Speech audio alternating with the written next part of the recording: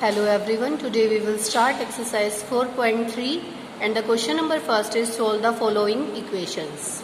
So part number A, 2y plus 5 by 2 is equal to 37 by 2. तो इस equation को हमें क्या करना है, सोल्व करना है. जैसा कि हमने 4.2 एक्सरसाइज के लास्ट क्वेश्चन में भी किया है, तो हमने सिंपली इस इक्वेशन को सोल्व करना है. तो देखिए इसका जो A पार्ट है 2y plus 5 by 2 is equal to 37 by 2. तो एट फर्स्ट हम इस 2y को नहीं अभी देखेंगे, अभी ये जो हमारा कांस्टेंट पार्ट है इसको इधर लेके आएंगे. तो 2y is equal to 37 by 2, ये यहाँ पॉजिटिव था यानी कि प्लस में था, तो हम यहाँ लेके आएंगे, इसको माइनस में हो जाएगा 5 बाई 2. अब देखो इन दोनों का डिनोमिनेटर सेम है, या तो आप इसको डायरेक्ट भी 32 बाई 2 भी कर सकते हैं, 37 माइनस 5. अदरवाइज देखो यहाँ पे एलसीएम लेके आप इस तरीके से भी करेंगे तो आपका सेम ही आएगा. ठीक है, अब देखो 2y is equal to 32 by 2 आया, तो y इज इक्वल टू कितना हो जाएगा, 32 बाई 2 ऑलरेडी था और ये 2 यहाँ मल्टीप्लाई में था तो ये डिवाइड में जाएगा. ठीक है, अब इस 2 से पहले इसको कैंसिल आउट किया 16 आया, इस 2 से किया तो 8 आया, तो हमारे पास y की जो वैल्यू है वो कितनी आ गई, 8. Okay, now come to its f part. 5 by 2x is equal to 25 by 4. तो यहाँ भी हम क्या करेंगे, एट फर्स्ट हमें तो x को ऐसा चाहिए कि x की वैल्यू चाहिए हमें, x जो अननोन क्वांटिटी जो वेरिएबल वाली उसकी वैल्यू हमें निकालनी है. तो बाकी जितना भी पार्ट है हमारे पास उसको हम क्या करेंगे, इस साइड ट्रांसपोज कर देंगे, ट्रांसपोज शिफ्ट कर देंगे, यानी कि लेफ्ट हैंड साइड का पार्ट राइट हैंड साइड पे ले गए. ठीक है, तो जब हम ऐसे ट्रांसपोज करते हैं तो निशान जो है उसके साइन चेंज हो जाते हैं, जो डिवाइड में होता है वो मल्टीप्लाई में चला जाता है, मल्टीप्लाई में होता है वो डिवाइड में.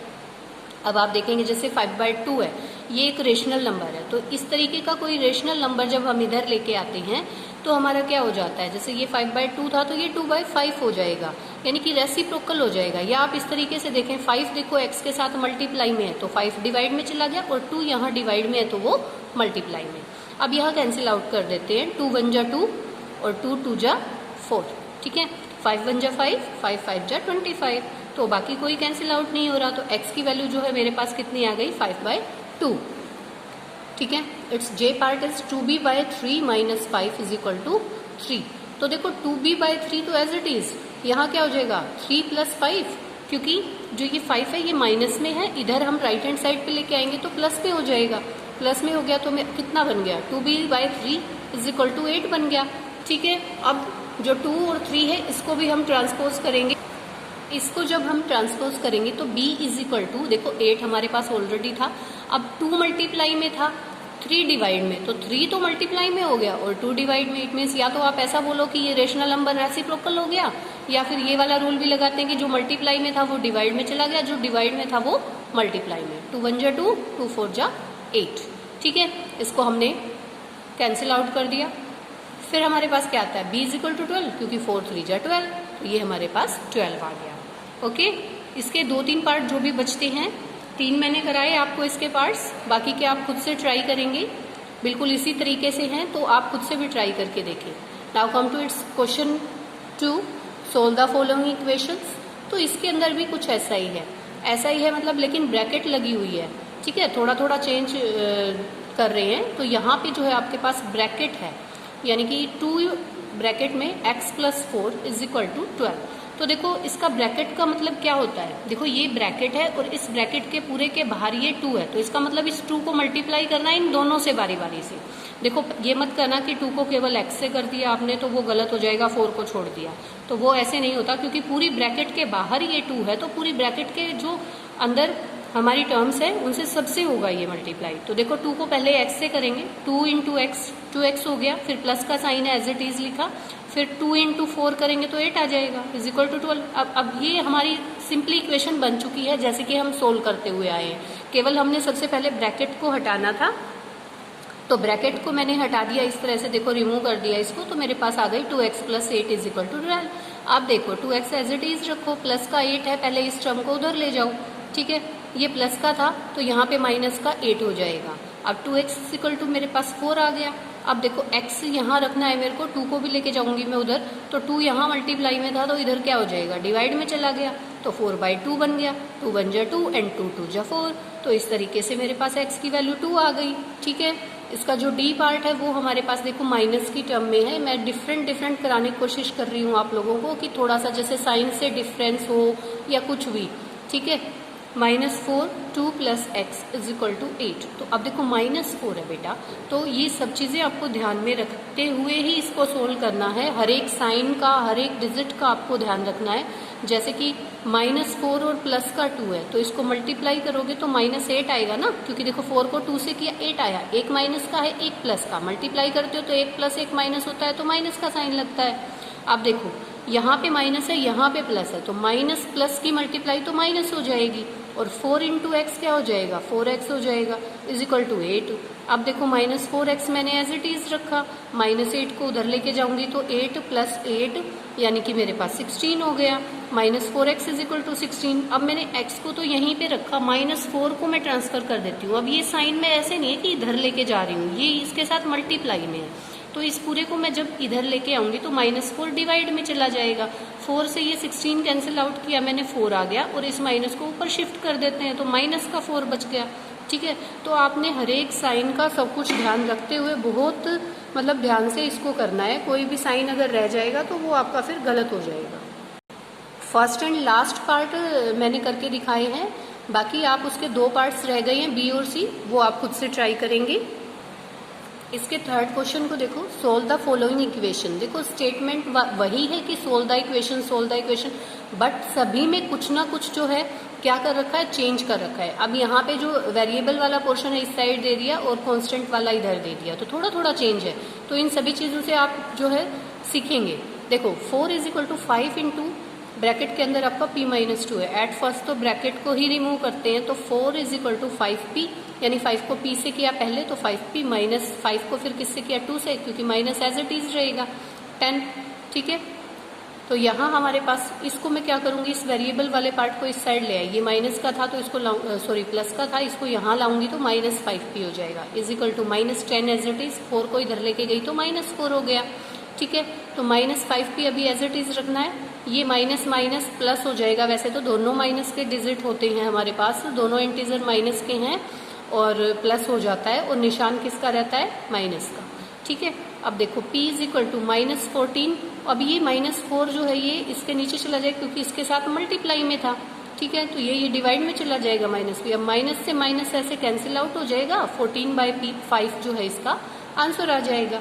सी पार्ट देखो, 16 = 4 + 3 t + 2, तो 16 = 4 + 3t + 6 हो जाएगा, ठीक है। क्यों, क्योंकि पहले मैंने 3 से इसको t से किया, फिर 3 को किससे किया, 2 से किया, तो मेरे पास ये फाइंड आउट हो गया। अब देखो 16 as it is, 3t and 4 + 6 10 हो जाएगा, दोनों पॉजिटिव हैं, दोनों कांस्टेंट है, तो 10 बन गया हमारे पास। अब मैंने क्या किया कि 10 को मैं उठा के यहाँ ले आती हूँ, 16 - 10 = 3t, यानी कि 16 - 10 6 रह गया मेरे पास, = 3t। देखो एक प्लस का, एक माइनस का, तो क्या करते हैं उसको सब्ट्रैक्ट ही करते हैं, और निशान कैसा होता है, जो बड़े डिजिट के आगे, तो बड़े इंटीजर के आगे कौन सा निशान है, प्लस का, तो ये प्लस का 6 बचेगा। सारे रूल्स जो हैं आप फॉलो करते हुए चलेंगे। अब देखो मैंने क्या किया, इसको ट्रांसपोज कर दिया भाई, 3t = 6, दोनों को जब इंटरचेंज एक साथ करते हैं तो देखो कोई साइन चेंज नहीं होता। अगर आप करना भी चाहो तो यहाँ पे जैसे माइनस का ये हो गया तो ये कट जाता है, तो दोनों पॉजिटिव ही रहते हैं, इसीलिए मैंने यहाँ पे शो नहीं किया था, ठीक है।